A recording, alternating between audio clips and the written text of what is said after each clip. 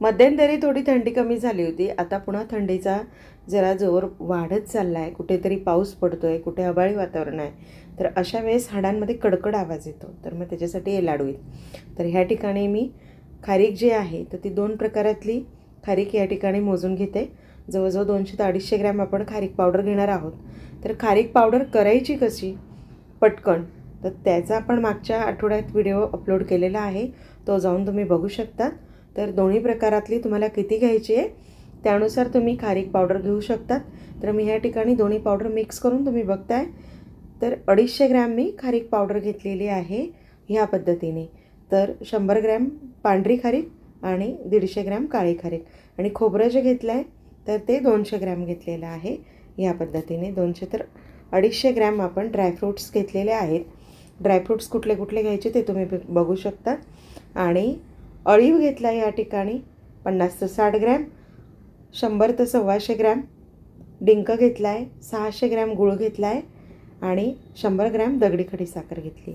हे सगळे जिन्नस आपण मोजून टाकतो आहे. आणि या ठिकाणी मी 200 ml तिळाचं कच्ची घाणीचं तेल घेते. कच्ची घाणीचं तेल का वापरायचं ते मी पुढे सांगते. आधी आपण अळीव भाजून घेणार आहोत. तिला व्यवस्थित तडतड उडेपर्यंत भाजायची आहे. आपली अळीव तडतड उडती आहे तर सबस्क्राईब केलं नसेल तर पटकन सबस्क्राईब करून घ्या. आणि आता आपण खोबरं भाजून घेतो आहे. आता खोबरं तुम्ही या ठिकाणी कमी जास्त करू शकतात. जर तुम्ही 300 ग्रॅम 400 ग्रॅम जर खोबरं घेत असाल एवढ्या साहित्यासाठी, 250 ग्रॅम जर ड्रायफ्रूट्स घेतले तर मग गुळाचं प्रमाण तुम्ही वाढवू शकतात. खोबरं भाजून झालं. ह्या सगळ्या जिन्नस आता आपण हळूहळू भाजून घ्यायचे आहेत. यांच्यामध्ये तेल टाकायची आवश्यकता नाही आहे. आता फक्त आपण ड्रायफ्रूट्स भाजताना तो ड्रायफ्रूट्स चटकायला नको म्हणून आपण थोडं तेल त्या ठिकाणी स्प्रेड करून घेतो आहे. तर कच्ची घाणीचं तेल तिळाचं का वापरायचं की हाडांमध्ये कडकड आवाज येतो आणि तो आवाज येऊ नये, त्याला प्रॉपर त्या हाडांना ऑइल मिळावं याच्यासाठी आपण तिळाचं तेल वापरलं आहे. तिळाचं तेल हे आपल्या हाडांसाठी वंगणाचं काम करतं. म्हणून ड्रायफ्रूट्सचे लाडू करताना मी तिळाचं तेल वापरते. आता जो डिंक घेतला तर तो मिक्सरला काढून घेतला आहे. आणि ह्या ठिकाणी मी 100 ml तेल, जवळजवळ अर्धी वाटी असेल तेल टाकून घेतले कढईत. आणि हे गव्हाचं पीठ आहे.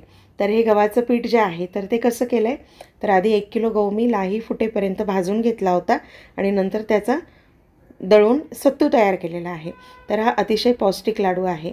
सत्तू थोडा गार असतो त्याच्या प्रकृतीने आणि आपण ड्रायफ्रूट्स वगैरे टाकतो. तर मग सत्तू आणि ड्रायफ्रूट्स यांचं एक कॉम्बिनेशन प्रॉपर होतं आणि लाडू आपल्याला गरम पडत नाही. आणि सत्तू हा आपल्या हेल्थसाठी खूप छान असतो. म्हणून मग सत्तूचा वापर मी या ठिकाणी केला. आता आपलं पीठ छान भाजून झालं आहे तर त्या भाजलेल्या पिठामध्ये गॅस अगदी मंद करून आपण डिंक भाजून घेणार आहोत. डिंकाची पूड जी केली आहे ती त्याच्यामध्ये छान फुलून निघते. डिंक जर तळला तर तेल किंवा तुपाचा आपण तळताना वापर करतो तर ते तेल किंवा तूप खूप शोषून घेतात ते डिंकाचे खडे आणि मग तेलकट खूप होतं. नंतर लाडूची चव जी असते ना ती थोडी खवचट येते. म्हणून तेलाचा तुपाचा वापर करू नका. ऑलरेडी जे मटेरियल आपण वापरतो त्याच्या अंगाचं तेल भरपूर असतं. आता गूळ आणि साखर, दगडी खडी साखर जी घेतली होती ती आपण कढईत टाकून घेतली. आणि हे खडे थोडे बुडतील इतपत आपल्याला एक चहाच्या कपभर पाणी आपल्याला टाकून घ्यायचं आहे. आणि ह्या पद्धतीने त्याला सगळा मेल्ट करून घ्यायचा आहे. मेल्ट केल्यानंतर अशी जरी येईपर्यंत आपल्याला ते उकळवून घ्यायचं आहे. खुरपीतून एकसंध धार अशी पडली पाहिजे किंवा ड्रॉप नाही पडला पाहिजे, म्हणजे पक्का पाक नाही होऊ द्यायचा. आणि याच्यामध्ये आता ज्या जिन्नस आपण घेतल्या होत्या, अळीव जी आहे ती मिक्सरला बारीक करून घ्या. सुंठ वेलचीची पूड टाकून घेतली आहे. अळीव मिक्सरला बारीक का करायची तर अळीवाचे जे दाणे असतात ते लाडूमधून निखळतात आणि मग ते धड पोटातही जात नाही, डब्याला तळाशी सगळे दाणे होतात.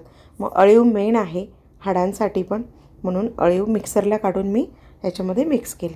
आता हा पाक जो आहे आपण हा टाकून घेतला आहे. अगदी बोटाला सोशेल असा पाक थोडा गरम असेपर्यंतच आपण त्याच्यामध्ये टाकून घ्यायचा आहे. खूप कडक पाक टाकायचा नाही आहे. या पद्धतीने सगळं मिक्स करायचं आणि छान मस्त लाडू वळून घ्यायचे आहेत. अशा पद्धतीने एवढं पाणी एवढा पाक प्रॉपर होतो. आणि लाडू खूप चिकन करायचा नाही आहे, थोडा त्याला दरदरा राहू द्यायचा. जेणेकरून त्याच्यामध्ये हवा शिरेल आणि लाडू टिकण्याला मदत होईल. एवढ्या सगळ्या याच्यात आपले जवळजवळ 2 किलो लाडू झालेत. व्हिडिओ कसा वाटला? आवडल्यास लाईक करा, शेअर करा आणि मगाशी सांगितल्याप्रमाणे सबस्क्राईब